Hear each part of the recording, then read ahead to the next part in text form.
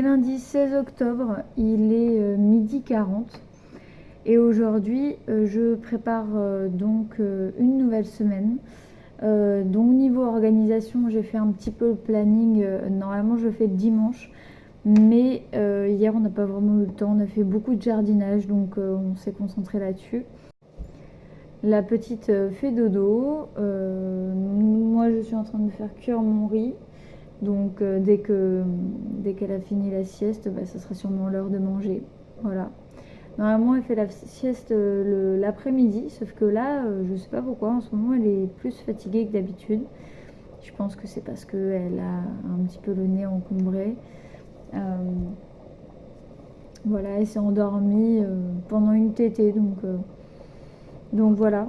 Les tétées se faisaient rares pendant un bon moment de la grossesse et là je sais pas, je pense qu'elle a envie de revenir un petit peu, histoire de dire allez c'est quand même encore un petit peu mon tour, tant que je l'ai encore que pour moi. Après il va falloir que je partage. Après ce sera du co-allaitement, donc ce sera pas la même chose. Voilà, toutes les mamans qui ont fait le co-allaitement, que ce soit de jumeaux ou que ce soit d'enfants de différents âges, connaissent ce dont je vais parler. Le co-allaitement, c'est vraiment un moment hors du temps. Et moi, ce que j'ai vraiment aimé comme photo, qui m'a donné envie en fait vraiment de vivre cette aventure, c'était une photo où on voyait une petite fille de 3 ans avec son petit frère de quelques mois. Ils étaient tous les deux en train de téter au sein de leur maman et ils étaient en train de se tenir la main, et j'ai trouvé que ce lien était vraiment très beau. Et je rêve de faire une photo comme celle-ci et de vivre aussi ce moment, pas que pour la photo, vraiment vivre ce moment-là, parce que je trouve que ça peut être super beau en fait. Voilà. Donc ce matin, voilà, hop, je vais mettre comme ça. Ce matin, j'ai fait pas mal aussi de ménage. En général, le lundi, je suis bien motivée à faire du ménage. Donc j'ai décidé vraiment de faire pas mal de choses aujourd'hui, histoire que le reste après de la semaine soit un petit peu plus tranquille. Et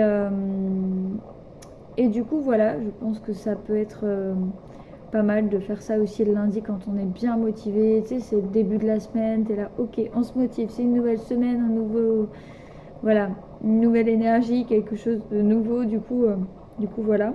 Là, je suis en train de faire le montage du prochain vlog.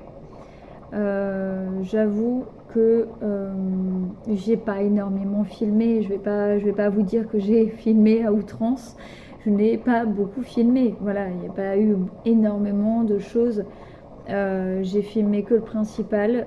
En ce moment, je fais plus de face cam que de film. On sort pas forcément en rando aussi. Donc voilà, il y a un peu moins de choses. On se met un peu en mode cocooning et tout à la maison. On préfère passer du temps tous ensemble à faire des jeux de société ou à jouer, à lire. Voilà. Il y a des choses que je filmais avant, que je filme peut-être un peu moins maintenant. Je suis partie du principe, comme pour les réseaux sociaux, que si t'as pas envie de publier, tu publies pas. Et si t'as pas la motivation de le faire, tu le fais pas. Et en fait, filmer devient un peu pareil. C'est-à-dire que si j'ai envie de filmer, je filme. Et si j'ai pas envie, je filme pas. Ou alors si j'ai simplement envie de profiter du moment sans me soucier de la caméra, je ne le fais pas. J'aime toujours autant les vlogs, mais j'avoue qu'il y a certains moments où j'ai envie de garder pour moi, en fait. Voilà, c'est une démarche que j'avais pas forcément au début et maintenant, si.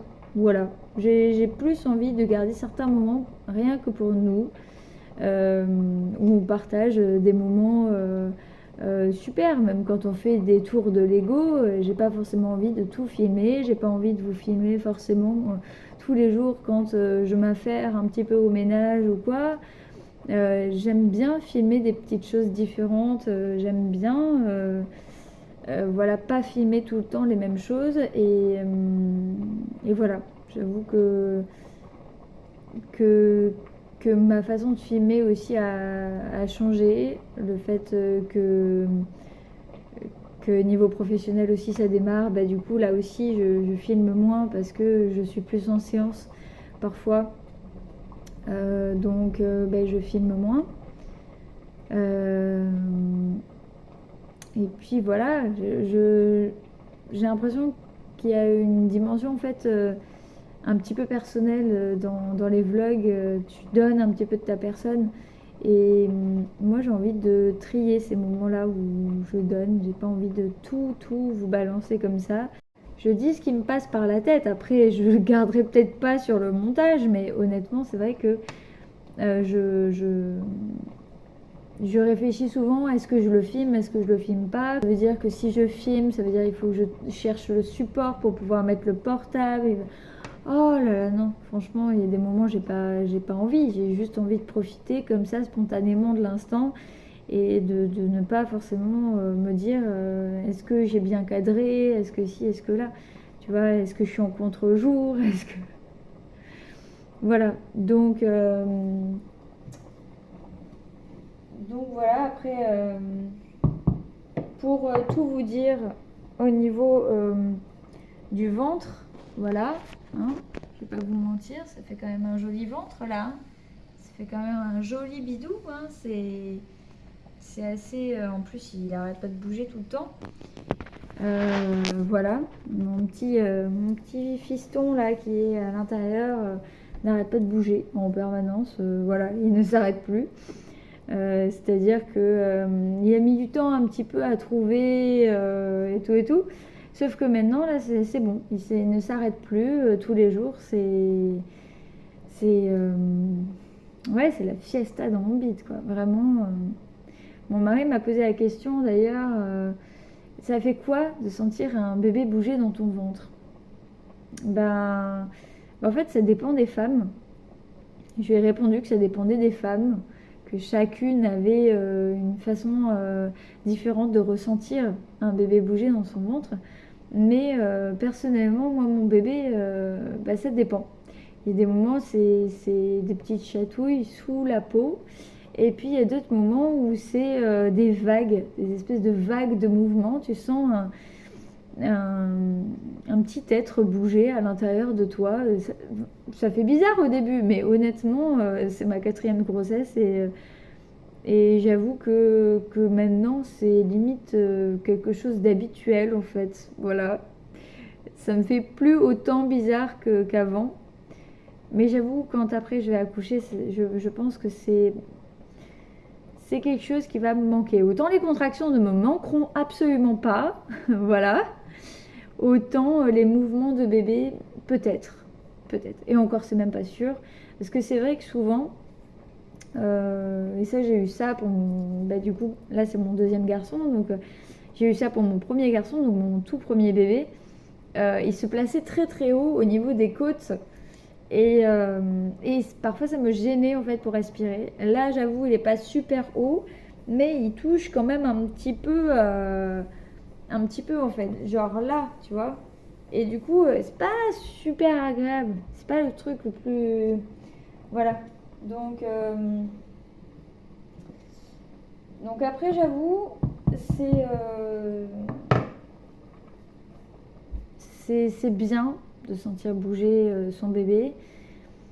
Et d'un autre côté, c'est vrai que bah, là, ça y est, j'arrive au moment où bah, je suis dans mon troisième trimestre. Demain, je serai à 31 semaines. Et j'avoue, je ne réalise pas déjà que c'est passé aussi vite. J'avoue que ma vie n'est pas très ennuyeuse. Donc là aussi, je n'ai pas arrêté de bouger, j'ai pas arrêté de faire plein de choses.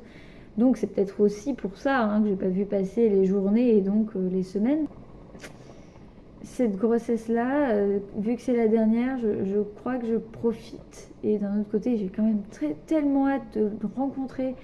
Les vlogs, je sais pas pourquoi j'ai eu l'idée de commencer, pourquoi j'ai eu...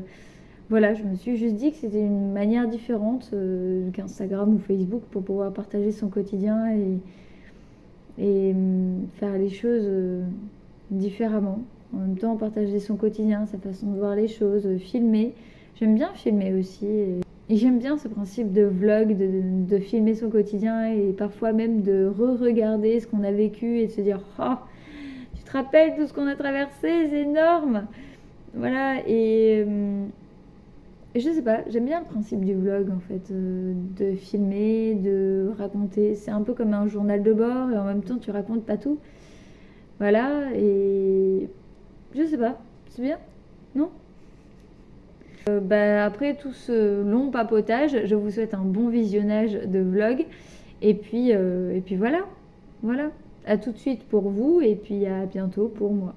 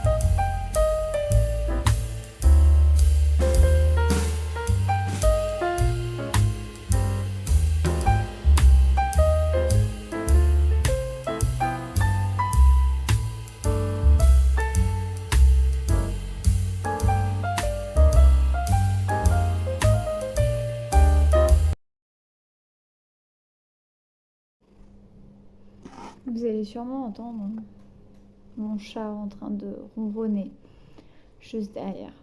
Voilà, c'est normal. C'est tout à fait normal. D'habitude, c'est mon chéri qui m'accompagne pour les échographies. Et là, c'est pas lui qui va m'accompagner parce qu'il ne peut pas se libérer. Du coup, c'est ma sœur qui va m'accompagner. C'est la toute première fois. La toute première fois. Parce que je crois que ma maman m'avait accompagnée sur l'échographie de datation pour Mahana. Et après, le reste des échos, ça a été le papa. Et puis ensuite, pareil pour la grossesse pour Vi, ça a été le papa. Et à chaque fois, c'était toujours le papa qui venait. Et, et là, la toute dernière écho, je vais la partager du coup avec ma soeur. T'es mignon, toi.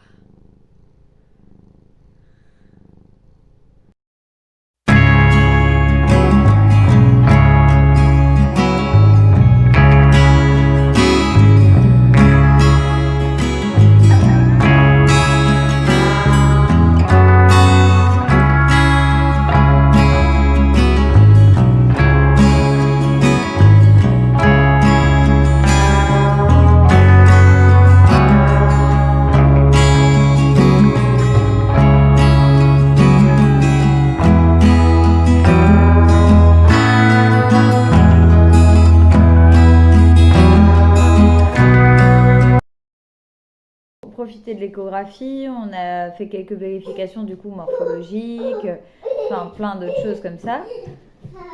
Et du coup, tout va bien. Voilà, petit bébé va très très bien. Voilà, c'est super parce que tout est bien comme il faut. Il est bien la tête en bas, il y a bien tout ce qu'il faut. Donc c'est super, voilà. Maintenant, je vais être blindée de rendez-vous parce que ça va être le moment où il y a le plus de rendez-vous. Donc rendez-vous sage-femme vraiment un peu plus. Rendez-vous anesthésie, anesthésiste. Parce que même si on fait une naissance à domicile, il y a quand même au cas où un dossier qui est fait dans la maternité la plus proche et aussi du coup le rendez-vous anesthésiste qui est obligatoire. Et puis voilà quoi. Voilà. Sinon voilà, j'ai très très hâte d'avoir rendez-vous aussi avec la sage-femme pour qu'elle nous donne aussi le matériel à acheter pour le jour J. Mais ouais. Cette nuit, j'ai très peu dormi. D'habitude, je dors environ 6-7 heures par nuit. Et ça me convient très bien. Sauf que là, j'ai dormi 4h30, 5 heures de sommeil parce que du coup, ouais, j'avais le syndrome jambes sans repos plus ces remontées acides. Super compliqué à gérer parce que du coup, tu es en triangle, tu vois. Tu dois te remonter pour éviter les remontées acides, mais tu dois remonter les jambes pour pour remettre à fond la circulation sanguine. Et du coup, tu te retrouves comme ça, en triangle, quoi. C'est pas forcément très agréable, mais voilà. Vous voyez clairement pas, mais il fait un temps vraiment très très pourri. Genre, vraiment. On a eu quand même pas mal de temps de soleil ou juste de nuages intermittents. Mais alors là, vraiment, aujourd'hui, c'est... voilà. Bon, c'est cool, ça m'évite d'arroser, mais enfin, quand même, là, tu te sens en automne, quoi. Là, tu sens que tu es en automne. Donc, tu sors le plaid, tu sors le petit thé, le petit bouquin, et puis là, tu es tranquille, tu vois.